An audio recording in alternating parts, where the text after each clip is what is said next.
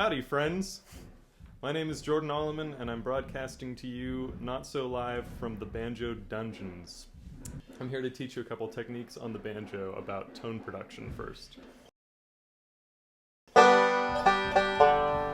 a lot of different sounds you can get out of the banjo. A lot of them have to do with where you place your hand in conjunction with the bridge and the beginning of the neck, and the angle at which you place your hand. So banjo is associated with bluegrass, and a lot of what you hear on those recordings are people playing very hard and close to the bridge, which creates this percussive noise, also known as banjo music. So a lot of what you want to do is have your hand as relaxed as possible and place it right down on the head, have at least a finger resting on that head, and put it so that your fingers are lining up about an inch away from the bridge. So if you can see that, you're going to want your fingers right about here. And that creates this sound that's not so harsh as if you had placed your fingers right next to the bridge, but with enough tonal color to make it sound musical, one might even say. So Earl Scruggs uses this kind of placement of his hand on a lot of tunes that he plays. So he plays stuff like Cumberland Gap like this, which sounds a little bit like this.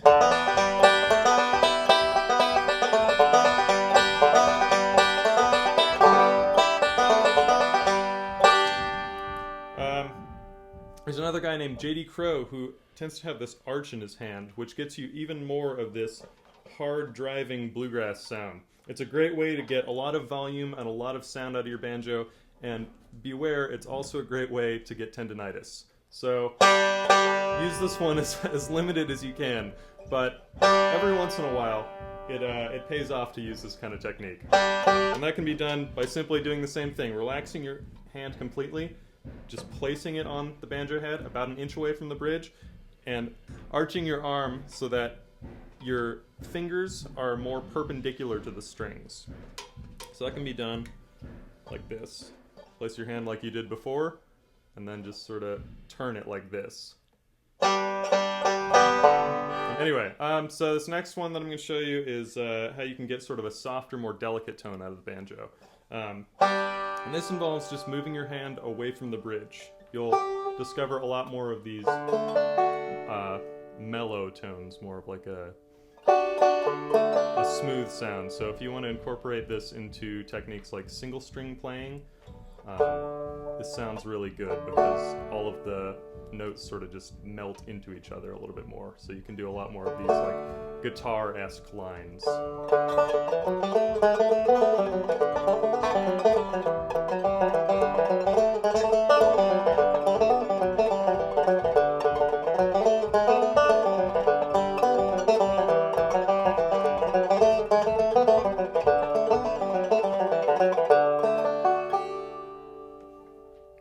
Great.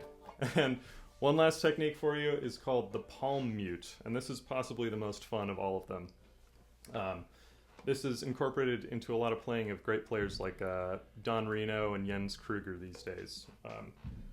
It involves actually relaxing your hand and your arm and placing it on the bridge. And that creates this sort of muted sound. If you do it too hard, then you won't get any sound out of the strings. But if you place it just on the bridge with the least amount of your palm on the strings as possible, then you can create these sounds that are almost like an electric guitar or some sort of blues effect. And when you strike the strings, it's kind of cool to lift your hand off of the bridge. So you get this immediate sound of like nothing, this pluck, and once you lift your hand off the bridge, the sound just seems to emanate from the banjo.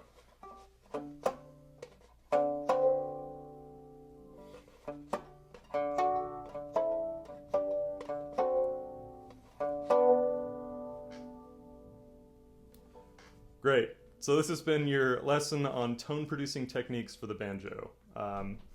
If you like this video, please give us a like, follow our YouTube page, and check out the other videos below. Bye!